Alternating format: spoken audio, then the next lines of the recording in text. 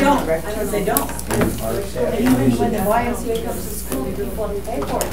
So, pay seniors. Your wife. So. All right, the Improvement Service Committee will come to order. Okay, sorry. That's all.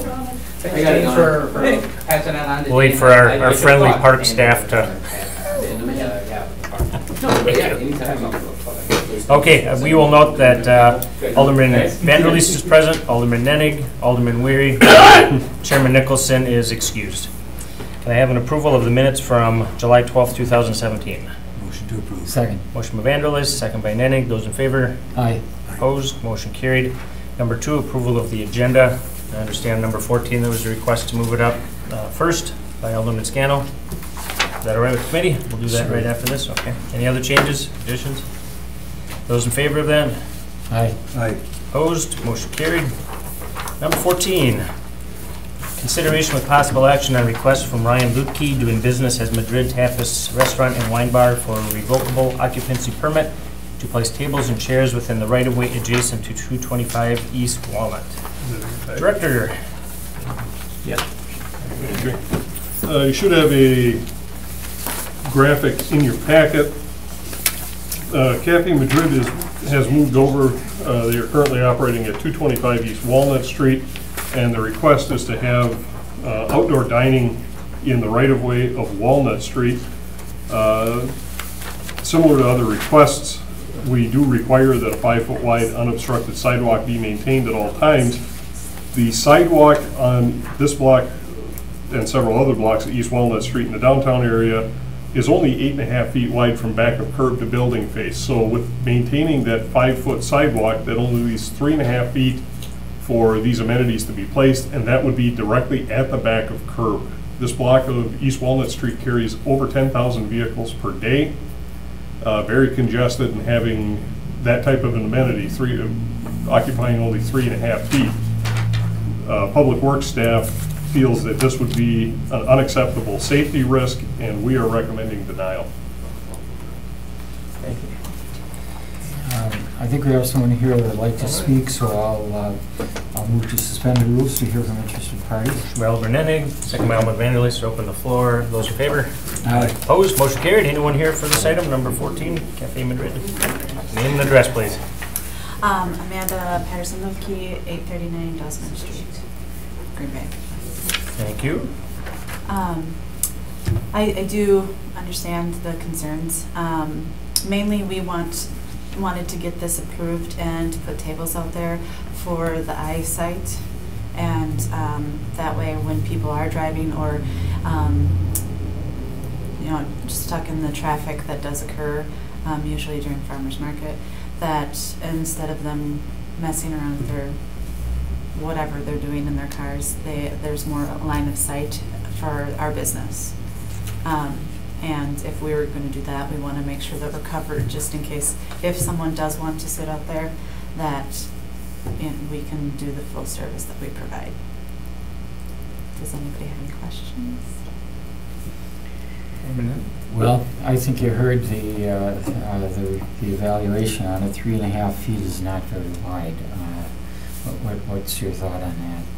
I was thinking 2 tables that are lined up with the small tree and the cage that's around the tree, so one on either side. I think you have pictures, correct? Okay. That way it leaves enough walk space. So how wide are the tables? They are 2.5 feet wide. Okay. Any other questions, Alderman Vanderleest? Anything else you want to add, Amanda? No. Thank you. Thank you. Anyone else here on this item? Right, motion to close the floor. Alderman Nennig, second by Alderman Vanderleest. Those in favor? Aye. Aye. Opposed? Motion carried. Alderman Scannell, your district? Yep. Yeah. I understand it's short. I mean, it's really a tight space, and it really is a busy street. So I can understand the safety concern, and I appreciate that. I wondered if maybe we could talk with Amanda and maybe figure out something else besides the tables and chairs to help advertise. I think if it was just advertising, there wouldn't be so much of a problem. But I think if people did start sitting out there, it might be a bit you know, even for your own insurance, you know. So I respect Director Grenier's expertise on this and whatever you think best. But I think maybe eventually we can end up doing a little something out there, but something different kind of thing, perhaps. But we can come back with a proposal for that if you decide this is a big safety issue. There is a tree there. How far is that tree from the curb? Do we know? It's about between 1.5 feet and 2 feet, Okay. similar to the light pole. Yeah, okay. Let me ask you this question. If they put the tables and chairs, a couple little table and chairs, like right close to the window, would that work out or not? It wouldn't, because then you'd be obstructing the ADA compliant Okay. walkway. So there's other rules that come into. Correct. Right, yeah, it'd have to be by the tree. So I don't know if it could be squeezed in or not. I initially thought it hopefully could, but Director Grenier sees it as a safety issue. I don't know, And we've been pretty supportive of folks coming in with Right. requests to occupy the right of way. Yeah. Again, the seating is what concerns us here, as Alderman Scannell has indicated. If Ms. Patterson comes up with something other than a seating arrangement out there to help drive business, we're more than happy to sit and work with her on something like that. I think the space can be programmed. My fear is having seating there because somebody, even if the tables are aligned with the seating parallel with the roadway, if somebody gets up out of their chair, stumbles, trips, falls, and falls towards traffic, there's no chance for recovery. You're in live traffic at that point. And it does get pretty congested down here. yeah. Understandably, that's the traffic she's hoping to capitalize on. So What if she put like a couple of these little A-type boards, you know, in that, in other words, that'll give them, in other words, where they advertise on the boards, have you thought about those type of, in other words, it wouldn't be seating, but it would be like an advertising board? Sandwich boards. Yeah. We have But thought if about you'd like, we that. can open the floor again. Alderman Van der List, did you want to do that, or? I'm just We throwing can, it out sure, there, I'm just sure. throwing it out there. You know, if you'd like to speak to it, that'd be fine. We can, if you like. Without objection, we'll open the floor. Okay. Amanda, did you want to talk? Oh, sure. So, we have thought about that.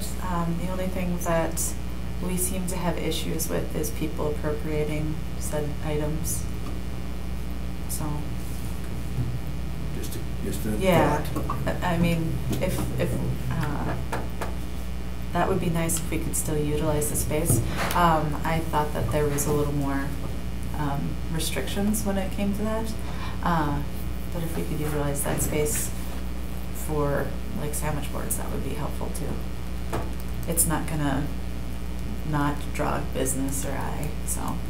And again, it doesn't necessarily have to be a sandwich board. If you've got other ideas, and I know based on, you know, when you were on Broadway, it was a very artistically designed space out in the front. So, I mean, we're open to some suggestions, and we're more than happy to sit down and work with you on things. Again, I think the space can be programmed. My big concern, obviously, I worry about liability. And I think the seating is an issue.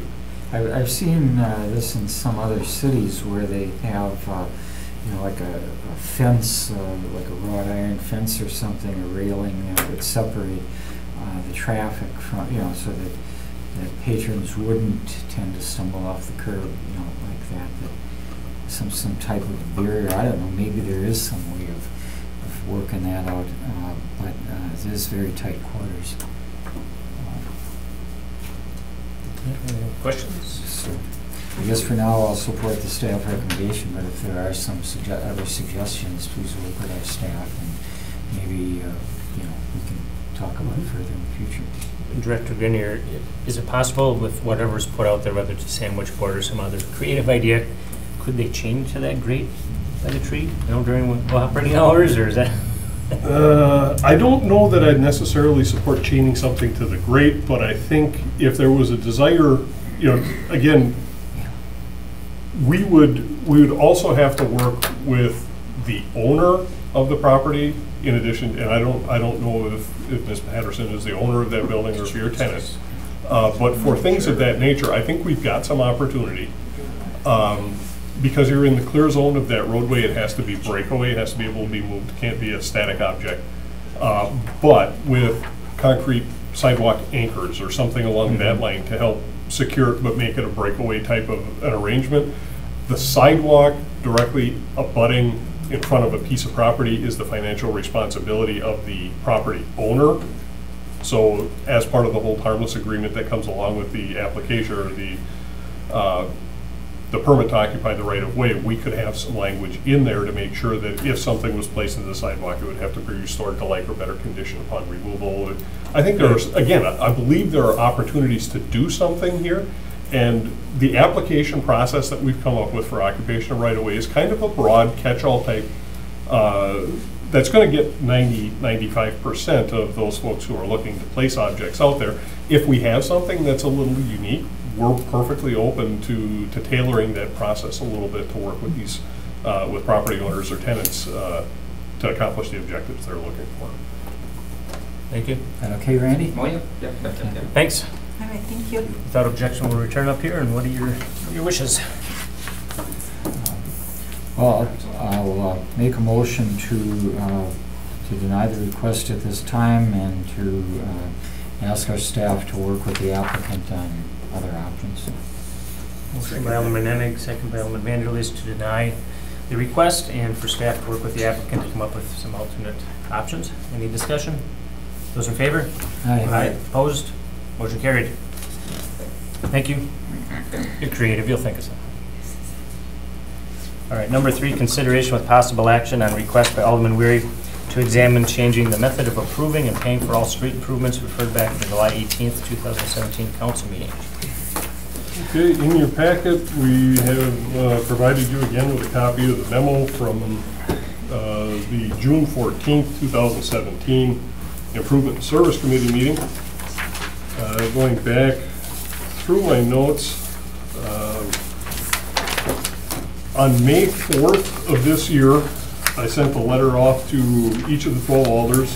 In that message, I indicated that I was looking to bring the wheel tax discussion back to INS on June 14th. In anticipation of this, I asked that any alders who had comments or questions, potential funding scenarios that they were considering, to get those answers back to me prior to the meeting.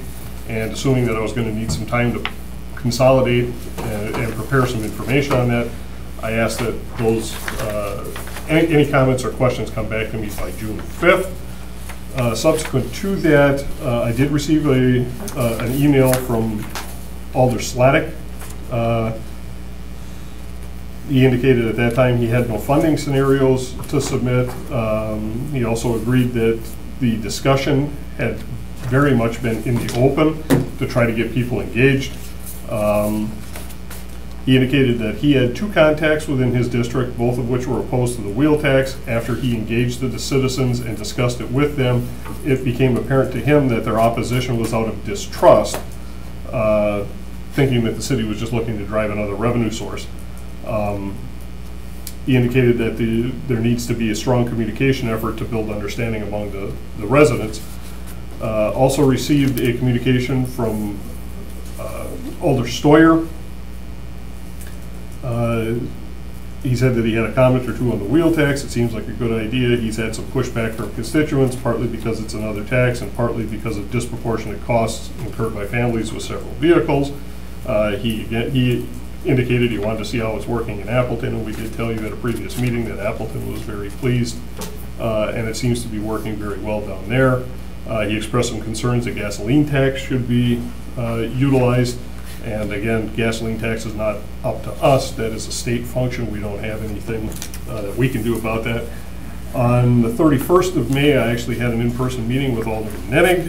We had some discussion, and the net result of the conversation with Alderman Nennig, and please correct me if I'm wrong, was that Alderman Nennig gave me some direction to prepare some scenarios and a recommendation for review by the committee, and that was the memo that I submitted to you on June 14th. We did have discussion here. I thought it was a pretty good discussion. This went forward without recommendation on a 2-2 vote. At the June meeting of the Common Council, this item was held up. We had a rather long meeting that night. I don't think we wanted to have much discussion around midnight on the subject, so it was taken up again at the July meeting and referred back here. Subsequent to the July meeting, I have received no outreach from any alders regarding this subject. So I really don't have a whole lot more beyond the 2 memos that we had prepared on the subject. So I guess it's back here for some discussion. For me? Sure, Alderman Haig. You know, when we were talking about this, you know, this has been tossed around for a couple of years. I felt we needed to have something concrete that we could vote on, you know, rather than spinning our wheels on it, you know. My feeling was that we've heard from a lot of our constituents and a lot of council members about how our street improvement program should be more aggressive, that people would like to see the roads maintained better and resurface more frequently, that decisions made not necessarily based on decisions to be made based on the need to repair a street. And you know, I think we've also had experience at this committee over at least a couple of years, but it goes back many, many years. You know, when people are faced with a special assessment, people are often surprised by that. It often creates difficulty for people who are on fixed incomes to pay for those improvements. And the proposal that was put before us, you know, there's no right or wrong way to do it, but I think we want to try to address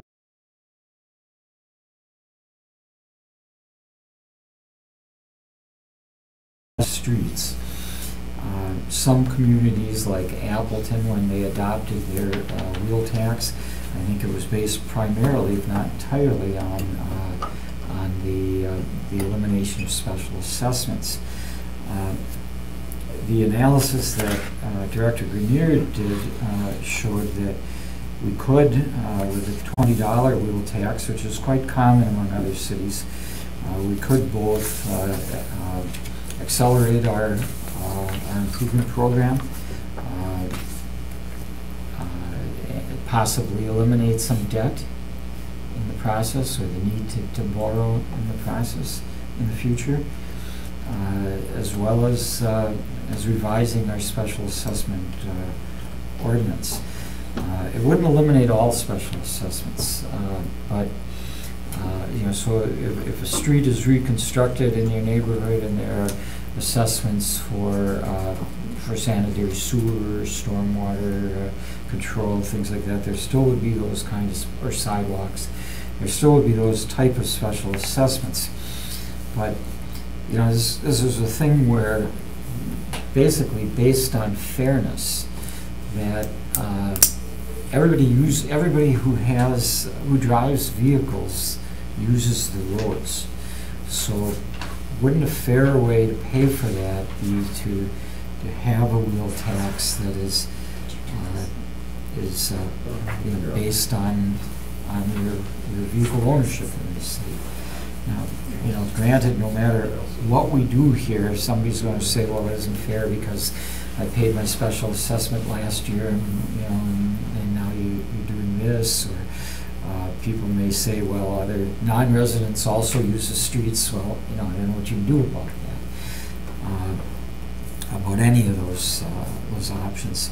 I think if it makes sense, we should move ahead with it, and I think it does. I think we've given about as much thought as we can on this.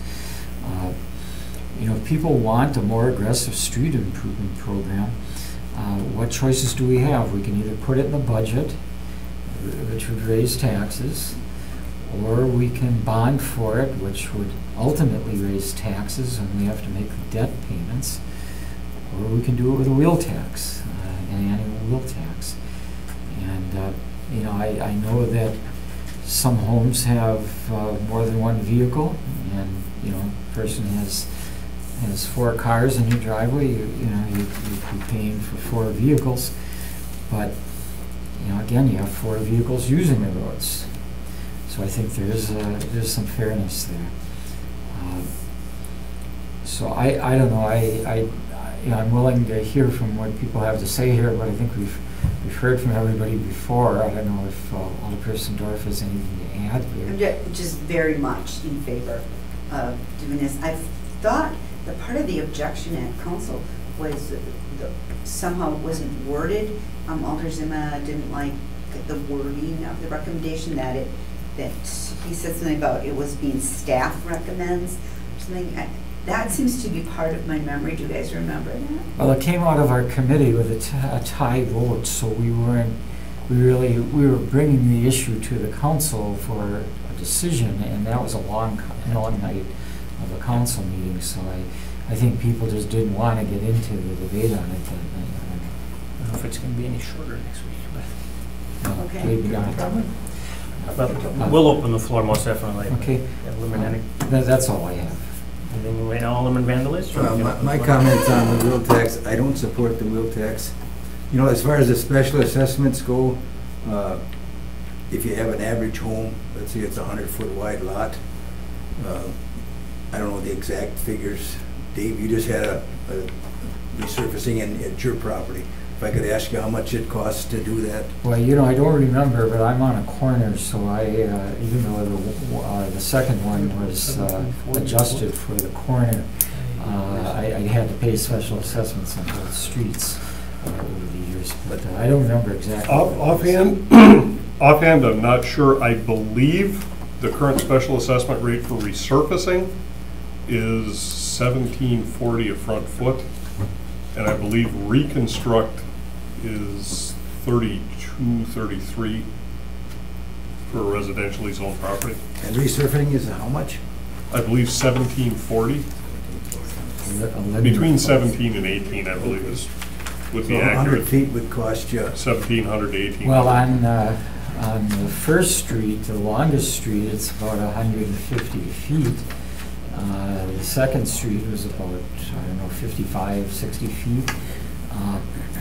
But, you know, I'm not supporting this for my own reasons. I paid my special assessments, and that's fine. I think we have to look forward, and, you know, how are we going to accelerate our street improvement program in the city? And you know, with expenditure restraint limits and everything that's out there, you know, it's really a question of looking for, you know, what is the fairest way of doing it. And just because somebody's got, let's say, 150 feet of frontage, you know, and you get assessed at, let's say, 17 something a foot, that, you know, I'm going to cut you off. Alderman Vandelis had the floor. I think he was just asking you a question. but- From talking to people in my district, a lot of people in my district oppose the wheel tax. I'll be upfront with you. Now, Mr. Weary did some type of survey. He can give you some feedback as well if he wants to share it with us. But I just look at it as another tax. I think that, you know, basically the city is paying 2/3 of the road cost right now through our taxes, and the homeowner's paying approximately 1/3. Is that correct, Steve? It varies on the program, but I think for a ballpark, you're probably in the neighborhood.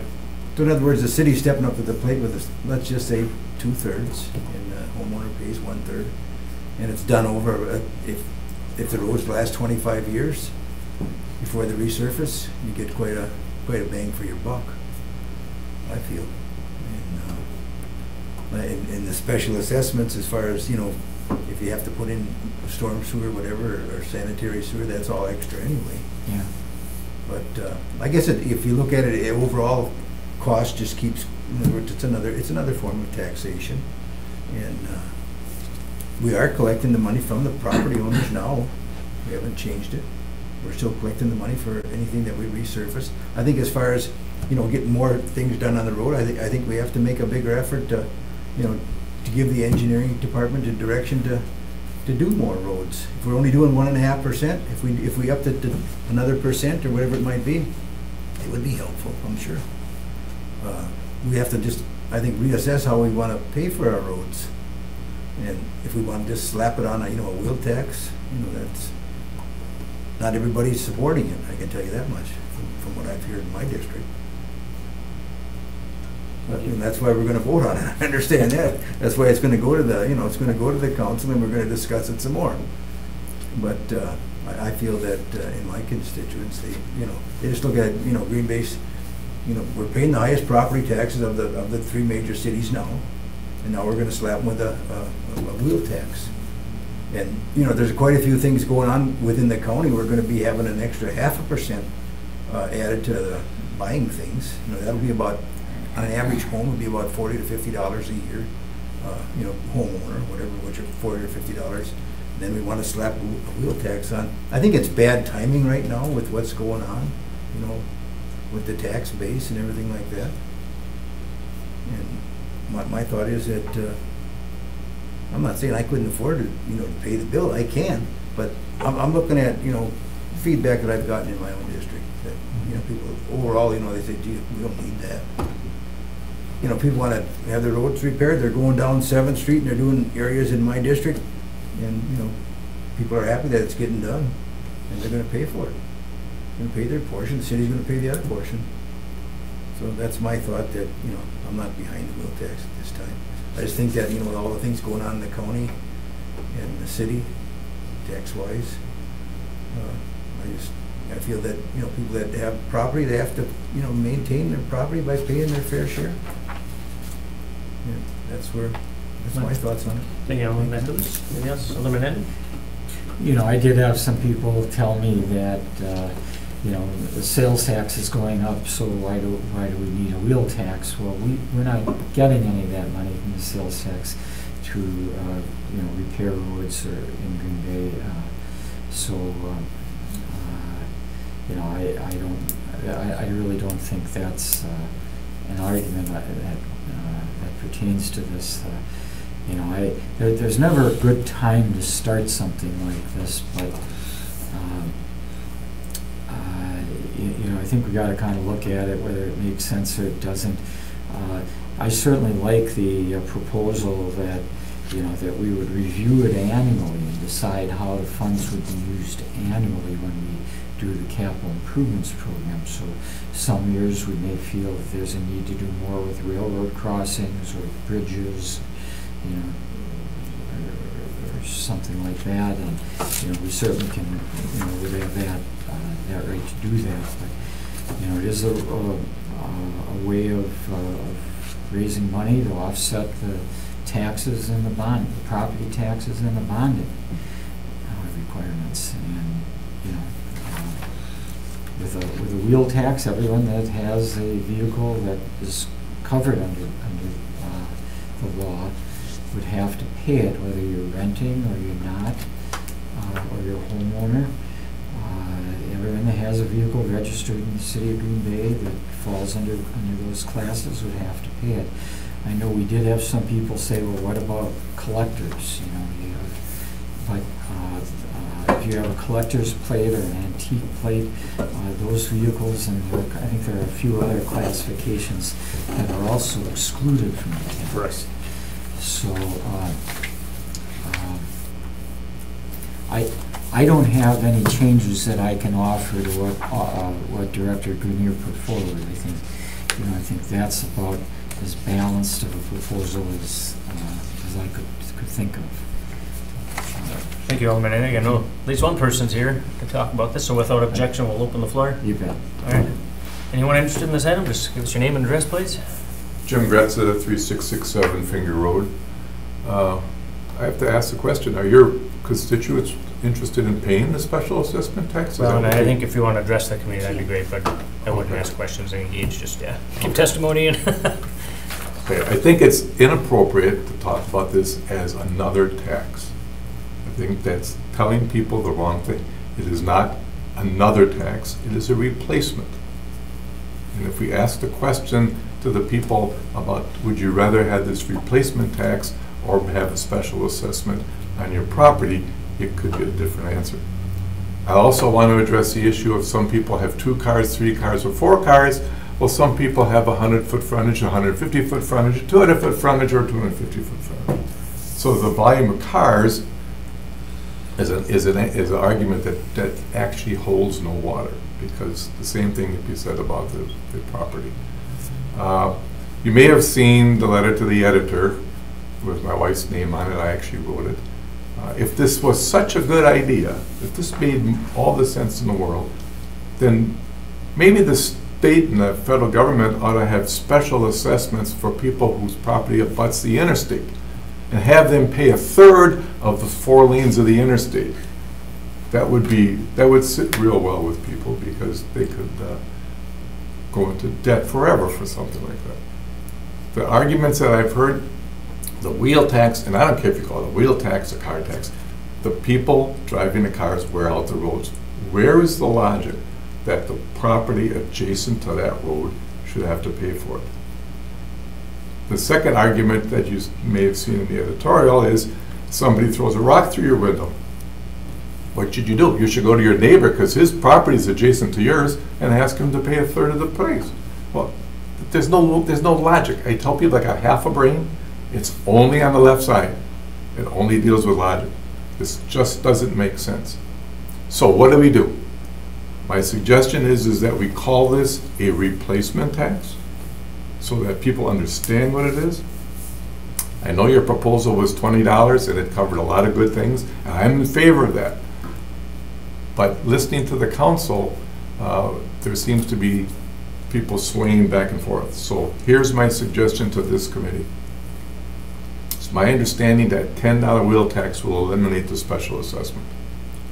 I would suggest this committee propose 3 alternatives, because then the council can pick and choose.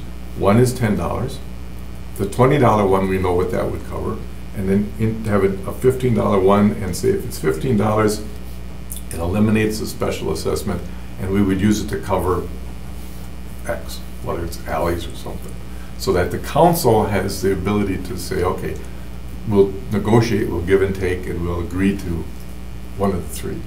I think the thing that I heard from Alderman Zima was, why is it $20 when it could be getting away with 10?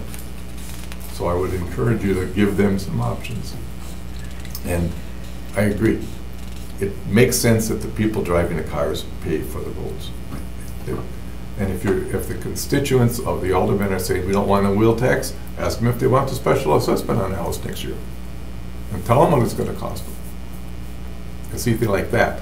Because this, not only does it address the issue of who's wearing it out, but it spreads it over a broader base, which means, okay, I can pay $20 a year, or 40, or 60, or 80, or I can wait till they slap this thing on me, and I can go into bankruptcy because I can't afford the damn thing.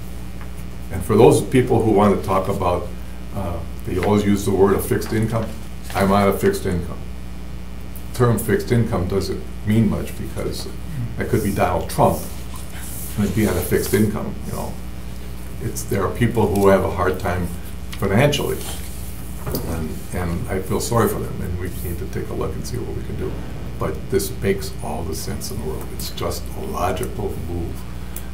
The other question that I don't know, I wasn't sure when we are the highest taxed of the 3 largest municipalities in the state. Are we talking about Milwaukee, Madison, and Green Bay? No, I'm just talking on a local area within Brown County. Oh, well, that's not a fair comparison. That's not a fair comparison at all. Because I think Milwaukee has a wheel tax, but I'll double check that. So if you're comparing tax rates, it's an issue. Thank you. Appreciate what you're doing. Thank you. Good luck on getting this passed. Thanks. I'll see you Tuesday. Anyone else here with this item? Anyone else? All right, without objection, we'll close the floor. All right, it's closed.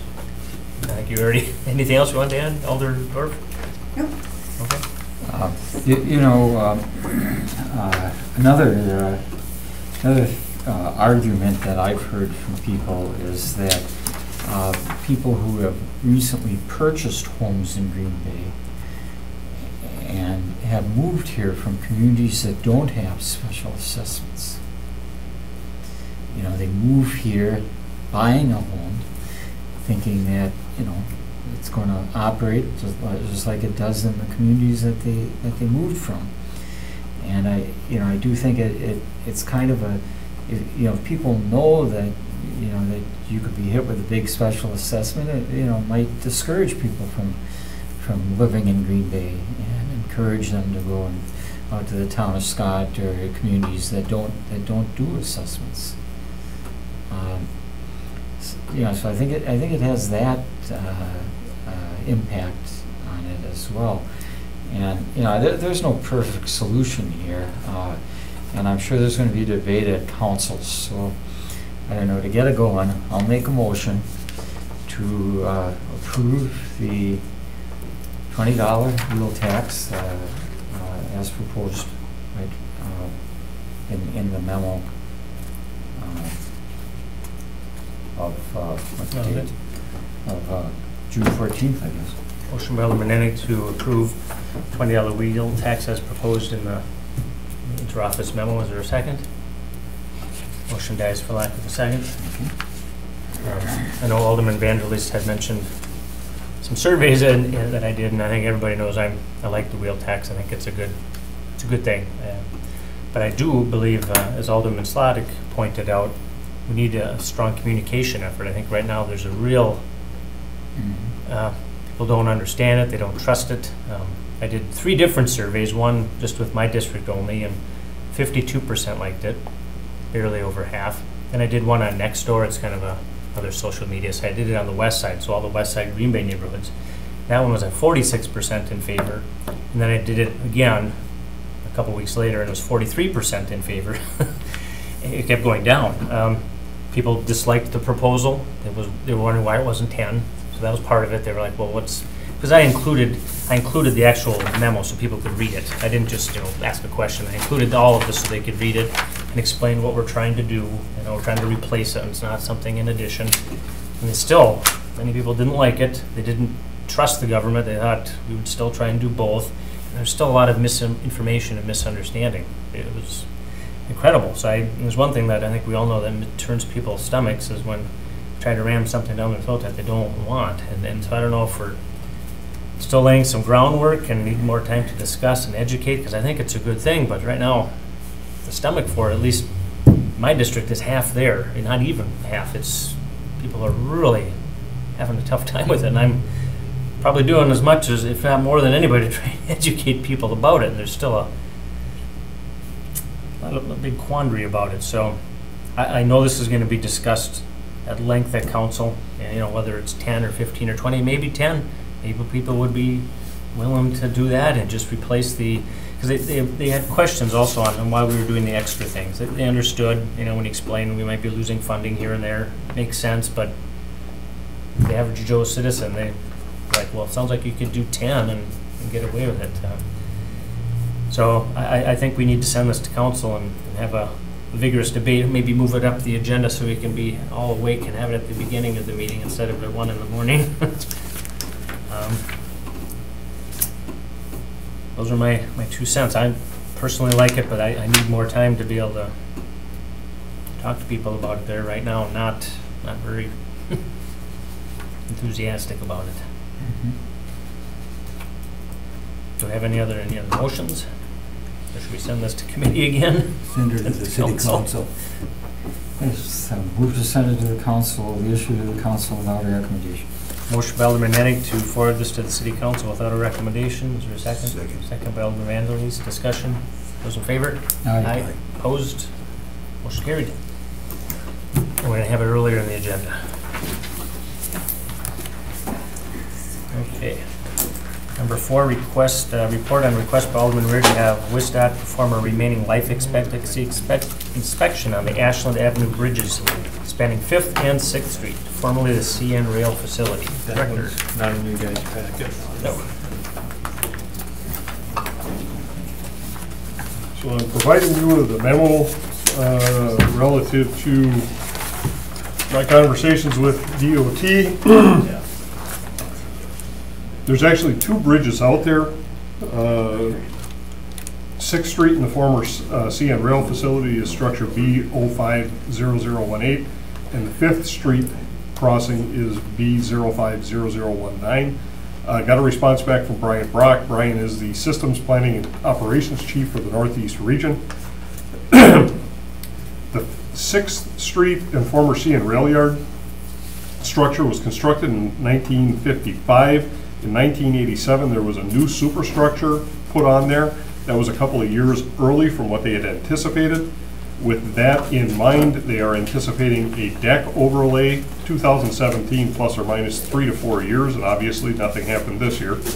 Anticipated need for a new structure is 2037 plus or minus 3 to 4 years. The 5th Street Bridge, again, constructed in 55. That one lasted a little longer than they expected. They put a new superstructure on in 2006. Anticipated deck overlay 2036 plus or minus 3 to 4 years, and a new structure 2056 for 3 to 4 years. As these structures have significant life remaining in them, WISDOT is not interested in any alternatives to having the bridge remain in their current configuration and serving their current function until the end of their service life. So the City of Green Bay should not be anticipating any funding from them for anything other than rehabilitation of these structures until at least 2037, which is when the Ashland Avenue Bridge would be up for a potential new structure at a minimum. So we're still plus or minus 20 years out before they're ready to do anything over there. This answers a lot of questions. This is exactly what we were looking for when we were possibly looking at any kind of working with that property underneath it. It gives us at least a scope. And I assume you'll share this with Donnie, Director of Parks, so I think she's working on talking to, is that correct, CN Railroad for that property? I'm not sure. Okay, I think that was one of our directives, unless you're working on that, Director Grenier. No, that's in Parks Department, but yes, I'll be more than happy to share the memo with the Director of Framework. Any questions? Receive it and place it on file. Thank you, Director. Motion by Alderman Ennig, second by Alderman Vanderlist to receive and place on file. Those in favor? Aye. Opposed? Motion carried. Number 5, consideration with possible action on request by Oak Grove Neighborhood Association for a revocable occupancy permit to place a landscaping planter associated with the sculpture on the city-owned parcel in the general vicinity of 1645 East Mason. Director. Similar to a lot of other both revocable occupancy permits for objects in the right-of-way and neighborhood association signs. Oak Grove Neighborhood Association has both a sign and a sculpture that they call the Twig in the area. It's a irregularly shaped triangular piece of property pretty much due west of Happy Joe's Pizza and due north of Proco Wall Funeral Home.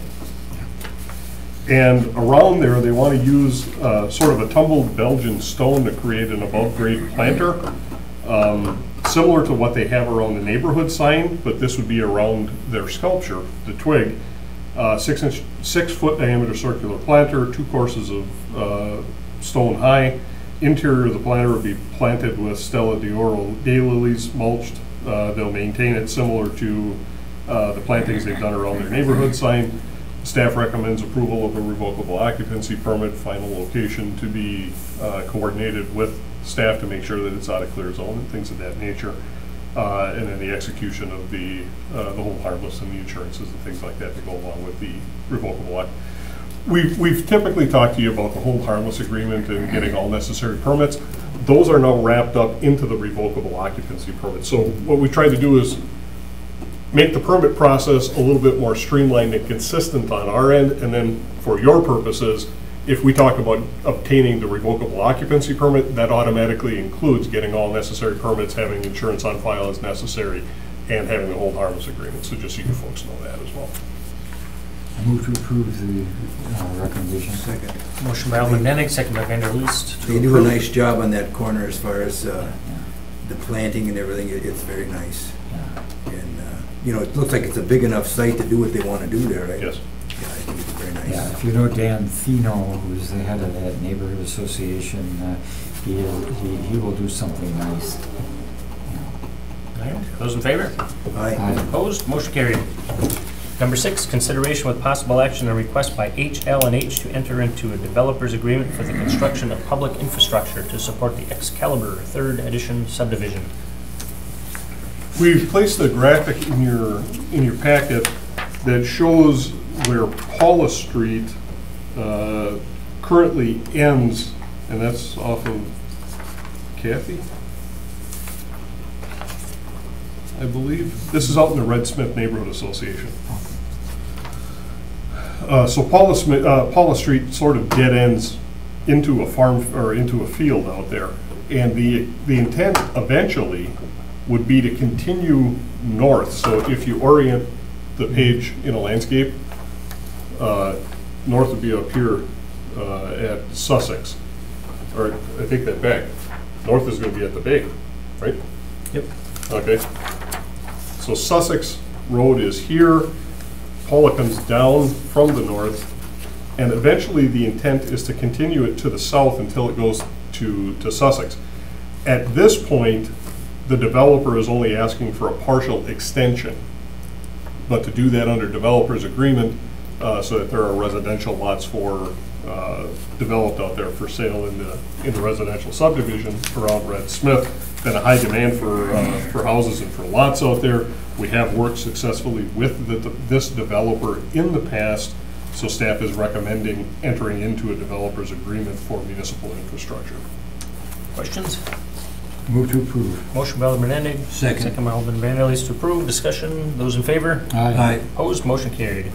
Number 7, consideration with possible action on request by Bellin Hospital to renew the parking lot rental agreements for Lot A on Jefferson Way, Lot G, 600 South Adams. Both of these lots are paved areas under the Mason Street bridge on the east side of the river. So Lot A, Jefferson Way, that would be south and, I guess, south and slightly to the west of Howell Elementary School. And then Lot G is down where Washington Street turns by Fire Station 1 and comes into Adams Street. There's a paved lot closer to the river down there. That's Lot G. Both of these areas, we entered into agreements with Bellin Hospital for off-site employee parking in 1997. The original agreements had a 10-year term with 2 5-year additional extensions. Brings us forward to 2017. The agreements have been beneficial to both parties. Bellin's been a very good tenant to have down there, and because the agreement only had the 2 extensions on it, we are now in need of a new agreement. We would structure the agreement consistent with current language, especially. We got some modifications to the liability and hold harmless that has been modified over the years, so we would incorporate those changes in, and then again update the rental rates to be consistent with rental rates in existence in 2017 going forward into 2018, but do recommend that we enter into a new agreement, and we would be proposing similar terms, a 10-year agreement with 2 5-year extensions. Do they actually bus the people from those sites to the hospital then? Okay. I'd make a motion to approve. Second. Motion by Alderman Vanderleest, second by Alderman Endig to approve. Discussion. Those in favor? Aye. Opposed? Motion carried.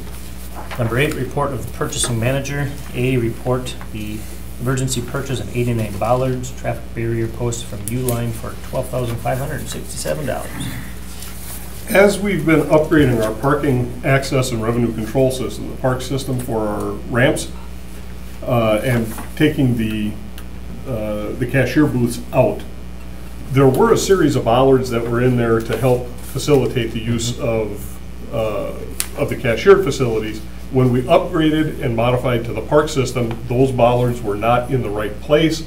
It was not possible for us to anticipate where the bollards were going to be required or how many were going to be required until we actually got the park system installed. And once we got the hardware installed, we needed to get the bollards, and we needed to protect. We have over almost $650,000 worth of infrastructure we just put in there, and the last thing in the world we wanted to do was have a car errantly leave a lane and hit all that brand new equipment. So I did work with the purchasing manager. We considered this to be an emergency purchase, given the cost of the equipment that we put in.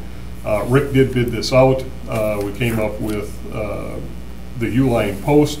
Total expenditure was $12,567. We do have some limited authority here at a staff level for emergency purchases, and I'm hoping that you will concur that this was an emergency. So we went ahead and asked Rick to place that order. We got the post installed as quickly as possible, and we're simply reporting out to you that we made that expenditure, and the money came from the parks upgrade funding that we had available. So really, we're just receiving and placing on file at this point, we're not really Yes. approving it. And we're receiving and place on. Motion by Alderman Nennig, second by Alderman One Vanderleest. quick question for Steve. Question? Steve, on the, if you go in the parking ramp, I've been on the kiosks on the street level. If you go in the parking ramp, now how does it work when you enter? Can you just give me a rundown? And I'm going to have to tell you that I have not been in since we've made the modification. But in speaking to staff, my understanding is there are two options that are available. There's those who have proximity cards, so that's our monthly parkers, and then there would be the what we refer to as a transient parker or a one-time person. With a Prox card, you have the same type of a proximity card that was issued to a monthly parker before. You swipe the card on entry, the gate goes up, you go in, park. When you're leaving at the end of the day, you have to swipe on exit. If you fail to do that, and that's why the gates are down 24/7. Okay, even though we're not charging people, we have to have the gate down, otherwise the computer doesn't work right. It misrepresents what's going on. So you have to swipe on entry, swipe on exit. If, let's say Alderman Nennig and I are traveling together, and both of us have a proximity card, and if I use my card to enter, but Alderman Nedig's card to exit, it causes a fault in the system and requires that one of my staff come down and figure out what's going on. That stops people from trying to game the system, which has happened quite a bit over the years. For transient parkers, it's a similar type of an approach, but instead you're using the spitter ticket. So you pull a ticket on entry. Before you leave, you have a couple of options. One, which is the quickest, I believe, is as you exit the ramp, you put your ticket in. So you use the same ticket that you got when you came into the ramp, you put it in, and you can pay with a credit card. Now, if you intend to pay cash or some other type of transaction, there's a kiosk. So you pull up to the kiosk, Okay, so there's a do your kiosk. transaction there, and I believe it timestamp validates your parking pass, and you have 15 minutes to get from where the kiosk, and the kiosk is here to the door away from the gate, but it gives you 15 minutes to get from that kiosk into the queue line and swipe it before it's no longer valid. Has there been any problems as far as? We actually retained the cashiers to serve as ambassadors, and the first week or two that we went automated, we had other staff, some maintenance and operations attendants, maintenance and enforcement attendants, some of our enforcement attendants, working as ambassadors, and to a limited extent we still do. We found by the second week we were not getting calls for service. People just they figured it out really quick. Now, the people from the Meadows, do they park there as well? If they have guests from the Meadows, they park in the ramp then? The Meadows. I mean, the Metro, excuse me. Metro? I'm not sure what parking arrangements Metro has for their tenants' guests, but I believe that, yes, they are probably using the Cherry Street ramp. If I were going to visit somebody at Metro, that's where I would be parking. Like if you pull in, let's say you pulled in tonight at 7 o'clock and Right. you stayed through the night, how does that work then as far as? Okay, real good question, because that was some of the other things that were happening. Again, the gate remains down. So if I enter the parking facility after 6 p.m., we only charge up to 6 p.m., but the gates stay down. So if I enter at 6:15 tonight, I would pull a ticket. And I leave before 6 a.m. when we start charging again in the morning. I need to swipe that spitter ticket, but it shows up as a no-charge transaction, the gate goes up. Okay. What we had were folks who were entering the ramp at 1 o'clock in the afternoon, and we only charge until 6 p.m. But I had my ramp cashiers sitting in the booth until 7.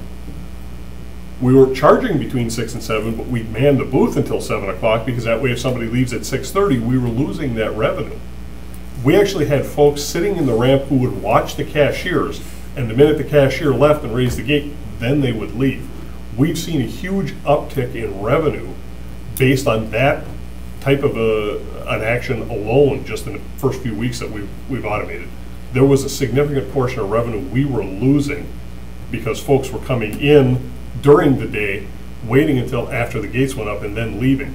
We also had people sharing passes. So I'm trying to remember what, my staff told me what the industry term for it is, but we had that feature disabled on the old Prox cards because it was it was raising some havoc with the software we had at the time. So all you had to do was any pass that was properly programmed would open a gate, and any pass that was properly programmed would open an exit gate, okay? So one person would have a pass, and they would, at the end of the workday, they'd park next to one of the exit gates that was unmanned, and we do have exit gates that are unmanned.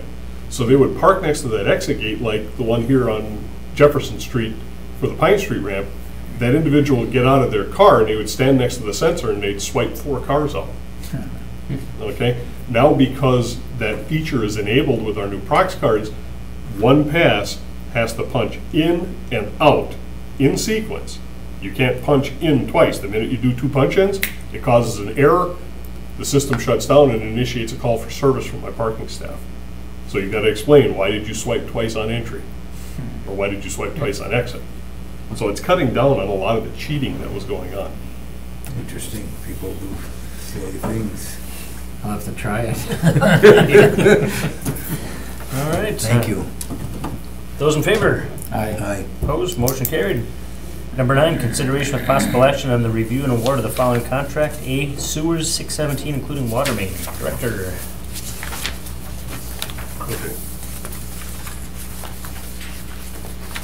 Okay, so this is the project for the Mather Street utility. This is for sanitary sewer water main on the section of Mather Street that's going to be part of the WISDOT project slated for next summer. We received 6 bids for the project. Sorry, it was in the wrong order, that's why. Oh, sorry. We thought it. Project came in a little bit higher than we had hoped for or we had anticipated, but we did go back, take a look at where we're sitting with our CIP, and we do have the money. We had a couple of projects come in low. This one came in a little bit higher. When we take a look at the total amount that was in the CIP, we're still well within our bounds. So we are looking for a recommendation to award, and I did get an email. Part of this is sanitary sewer, and part of it's water main. We did get a concurrence memo from Green Bay Water Utility saying that they have the funds to pay for the water main, and they recommend award as well. How much more was it than we expected?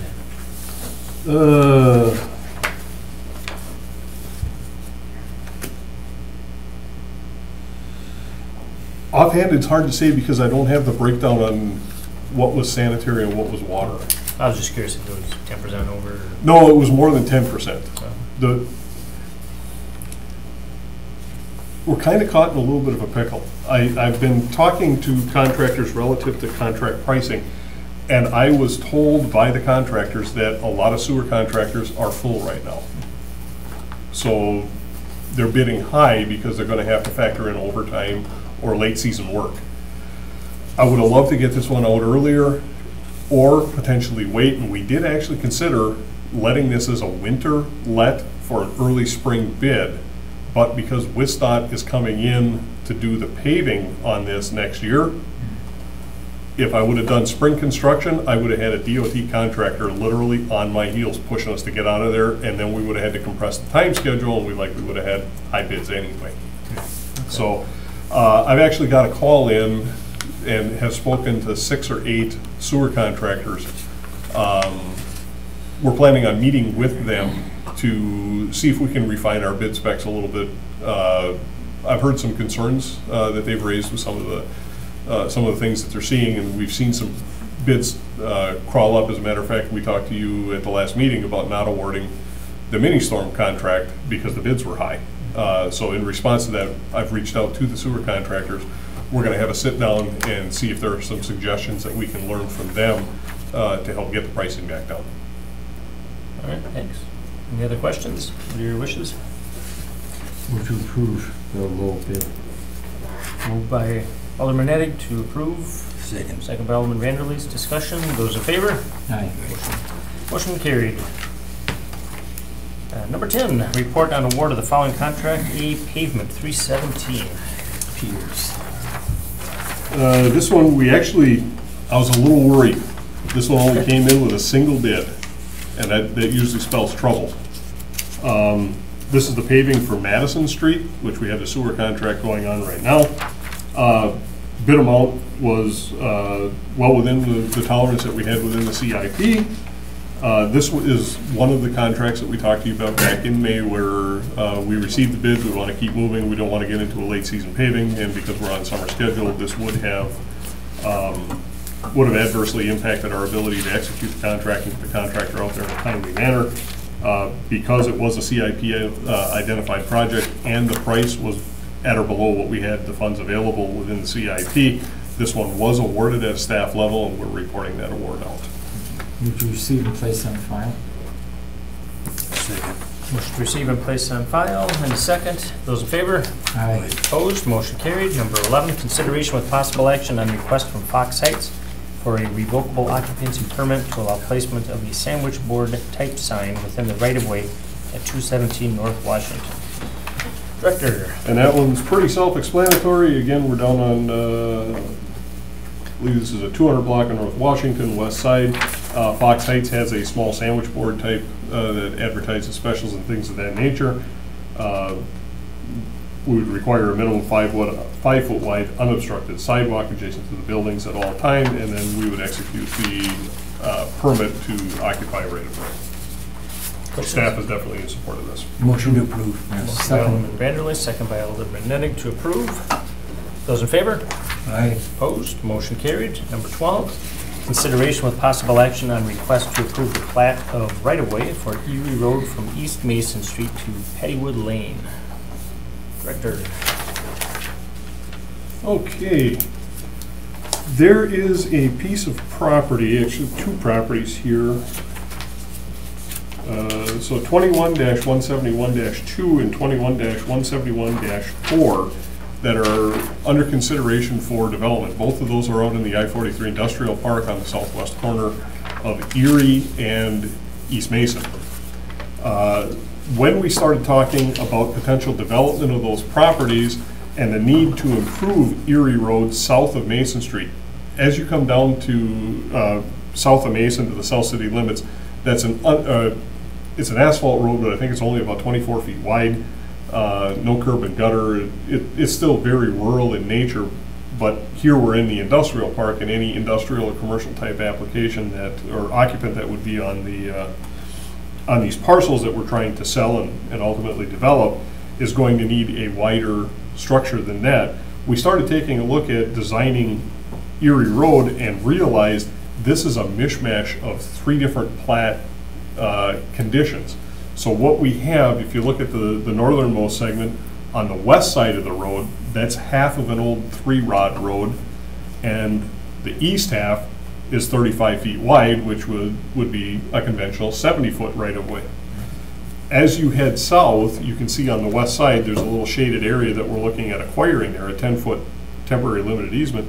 This widens out to 35 feet, which would be a standard 70-foot right-of-way now on the west side, and goes back to a 24.75 or half of a 3-rod on the east side.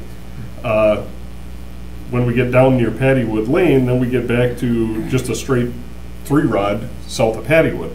So we're only looking at really upgrading Erie Road for development purposes within the industrial park as far south as the south limits of 21-171-4. So we've had the real estate right-of-way specialist working with a couple of property owners.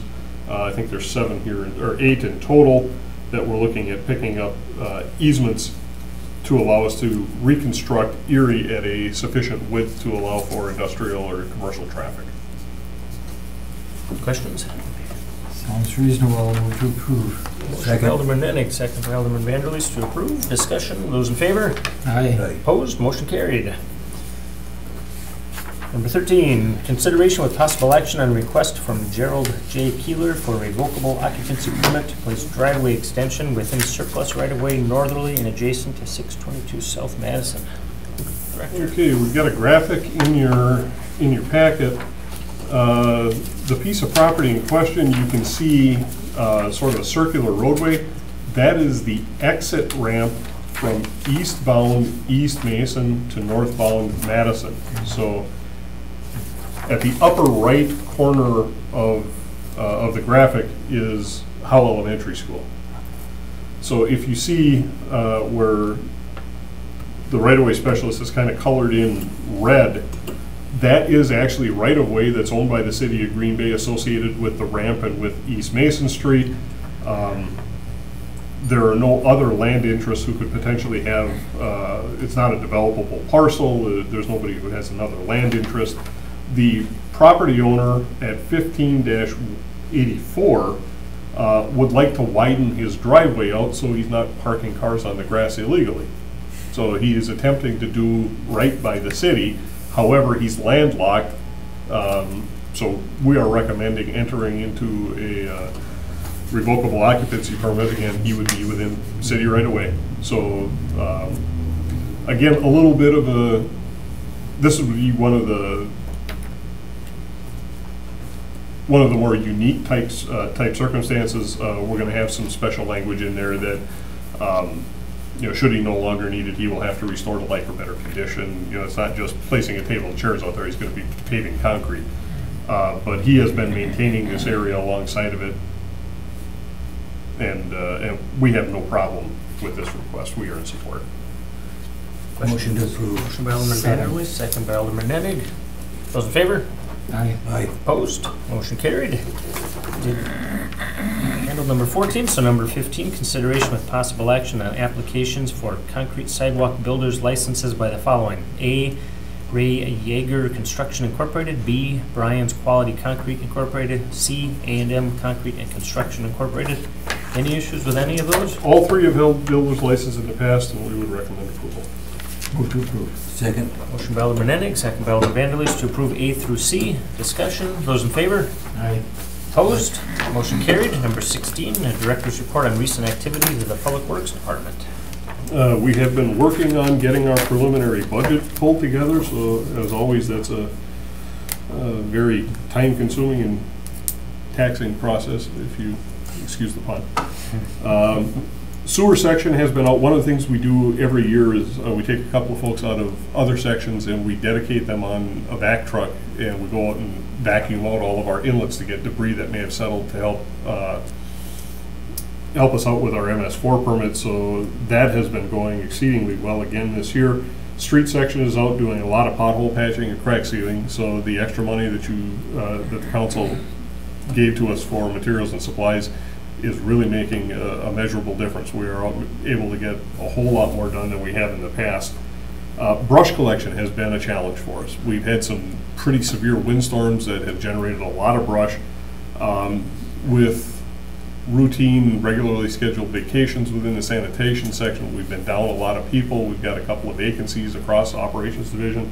So we've been challenged trying to keep up with the volume of brush that's been out there, but Debbie did report back to me late last week that we did make a complete sweep through the city since the last major windstorm, so we should be back on top of it. As you're aware, July 16th, we had a small incident with the K.E. Barker of the Interlake Steamship Company making contact with a pleasure boat down at City Deck and then striking the walkway connecting the dolphins, which are protective bollards on the east abutment of the Ray Nitschke Memorial Bridge. I'm happy to report that we have everything back in service. We were able to get the bridge back in service within a couple hours. When it hit the walkway between the dolphins, we have some conduits on the backside of that walkway with electrical wiring in it. It stretched some of that, created a fault in the computer program, which I don't like it when people say the bridge failed. It didn't fail. It performed exactly the way it was supposed to. It sensed something was wrong and stopped. It didn't damage itself. But there was an electrical fault because of that. So it took us a little while to get the fault cleared out, and then we did a couple of test lifts. Everything's back in service. We've got some repairs to the dock sections that need to be made over the winter, but we were able to get them back in service. So the docks are back in, and the kayak launch is back installed. And one little thing that I think you may find interesting, I did receive an outreach from a cruise ship company that operates Great Lake cruising ships. And they have indicated they are going to be making 2 ports of call with the city of Green Bay next year, and we are planning 8 to 10 more in 2019. We are looking at making Green Bay a stop on the Great Lake cruising. So right now, there are no suitable docking facilities within Green Bay for passenger ships. There obviously is a lot for commercial, but nothing for passenger. So I am working with the cruise company, with their logistics support, and they have another partner that deals with excursions and things like that for folks when they're in town. So we're working collaboratively as a team to help develop some suitable docking facilities, and it's probably going to be a phased approach. We're going to have something a little on the bare side for the 2 cruises that come in 18, and we'll expand that and make it a little bit nicer and get things worked out a little bit better for the 19 cruise. And then they've also indicated to me that they've had outreach with other companies that operate cruises on the Great Lakes, and we're kind of hopeful that this is kind of a build it and they will come kind of an approach, that they see Victory Cruise Lines coming into Green Bay, and well, gee, if they're making port in Green Bay, there must be something there. And you know, obviously folks want to come and see the Packers, and like I said, I'm dealing with their outreach as far as, we've got a couple of cruises in 19 that are coming on Wednesdays, and I told them we've got the farmers market on Broadway right there, and the market is going on at the same time that these ships will be in port. They won't be leaving until 10 o'clock at night. So we're looking at ways to integrate some of the downtown activities that are going on, providing, they have like a tour company that they work with that helps provide the transportation, but I would have to provide them with places for buses to come in, so they could go on excursions to Bay Beach and the wildlife sanctuary, and you know, so we're kind of working with city staff to let them know all the amenities that are available both within the corporate city limits, but also within the greater Green Bay area, to help develop that market for them in an effort to try to draw more cruise ships in. So it's a completely new venture, something that's not happened here in Green Bay before. It just sort of fell into our lap, and so we're going to be working on developing that. So it's really not something you would expect Public Works to be involved with, but here we are. Would you be docking them on the west side of the? We haven't decided yet exactly where they're going. I'm taking a look to see, right now the most logical place is going to be within Lights Park, but I need to coordinate that with Parks Department because there's going to be some improvements that would need to be made over there. We're talking about a 285-foot long vessel that is 50 feet a beam at the water line and draws about 13.5 feet. So I'm going to look to see, can we develop something north of the Nitschke Bridge on the east side of the river where Foxy Lady used to dock? Is there something we can do south of the Cherry Street landing? There was originally anticipated to be a marina in front of the Metro building. Is there something we can do there? I know the name is escaping, Alexander Company. We have a lease with them to operate their marina, and they've indicated a desire to get out of their marina business. They've asked us if we wanted it. There's a possibility we may look south of the Walnut Street Bridge and do something here on the east side. Obviously, I don't want to do something with City Deck unless I absolutely have to, because part of the conditions for City Deck was that it had to be transient docking, and I can't reserve it for when the ship comes in. If somebody happens to be parked there, we're kind of out of luck. Like some of the bumpers on the west side where they bring in the big ships, you know, the tall ships. Yep. Some of those bumpers are in bad repair at this time. That's something that the city's looking at, and as far as repair. Well, and when I talked to them specifically about the light stock area, they said at least for 18, what we could do is get some large truck tires and have them on ropes or chains, and simply have them hanging along the seawall, and just the width of a truck tire and the rubber nature of that tire would be adequate for them. And then if we wanted to do something a little dressier, we'd probably be looking at, one time we had treated timber over there as treated timber bumpers.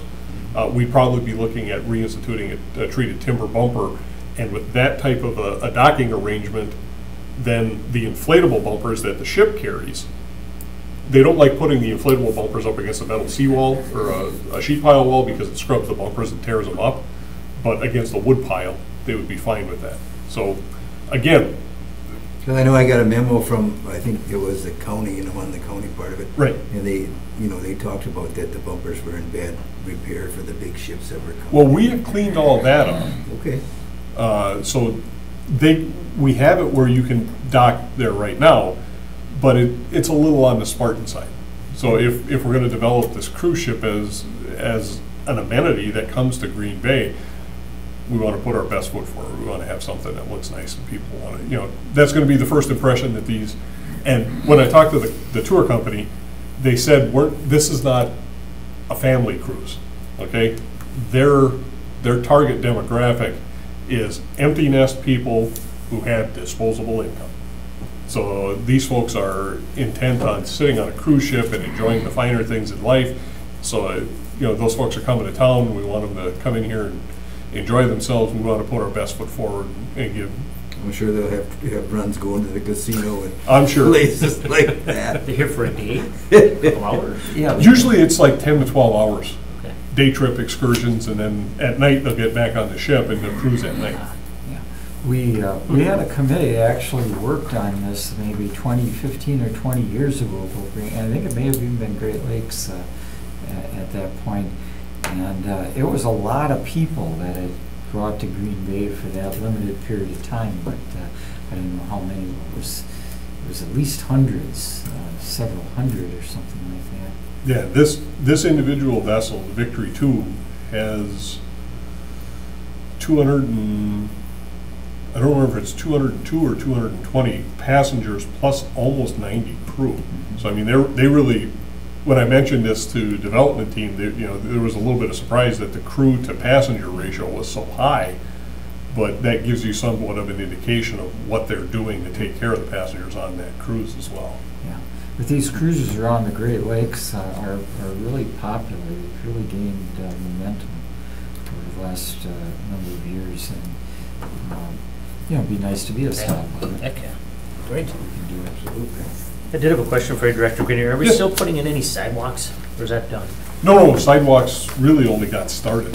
Okay. That will continue Okay. until Got a couple that were Like- marked, and everybody's asking about them. No, I think we're no, still doing them. we, generally speaking, we typically bring sidewalk orders through in May. We have to give residents 60 days in which to comply, which puts us into July. So we typically don't start until mid-July. So yeah, we're really only getting started on the sidewalk. Perfect. Anything new about the barrels on University Avenue? They got the first pour done. I saw that. Matter of fact, I talked to my construction manager today. When you pour concrete, we use test cylinders, and that determines for opening strength. We're busting test cylinders this afternoon. Hopefully, we achieved opening strength on the concrete that was just poured a couple of days ago, which means they'll be able to move traffic over onto that concrete tomorrow, start saw cutting, hopefully get the saw cutting and removals done either tomorrow or Friday, and that means either Friday or Saturday they will start paving again. Okay. So, Yeah, do it in stages. oh yeah, but we're holding the spurs. Okay, just wondered. Okay. I'm hoping Steve knows what this is, but former apprentice Danziger said well wishes to Sith Lord Grenier.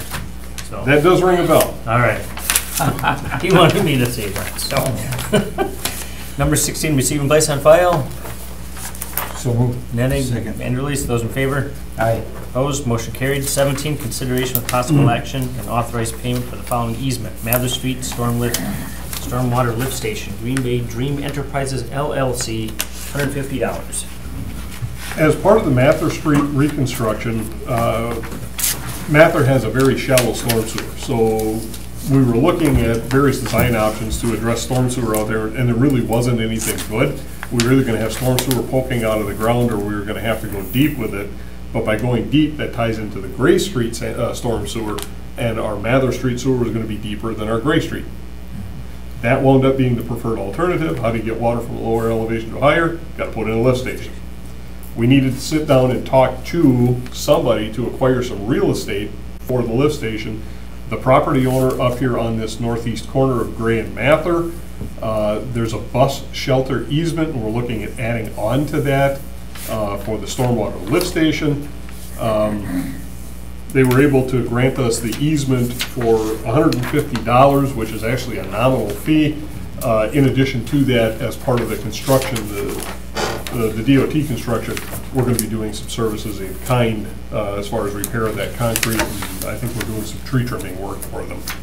But overall, it's a great deal for the city, so we're definitely in favor of this one. Motion to approve. Second. Motion by Alderman Vanderleest, second by Alderman Nenning to approve. Discussion, those in favor? Aye. Opposed, motion carried. Entertain a motion to adjourn. Yes. Alderman Vanderleest, Alderman Nenning, those in favor? Aye. Aye. Nay. Steve, what- 2-1. Steve, on those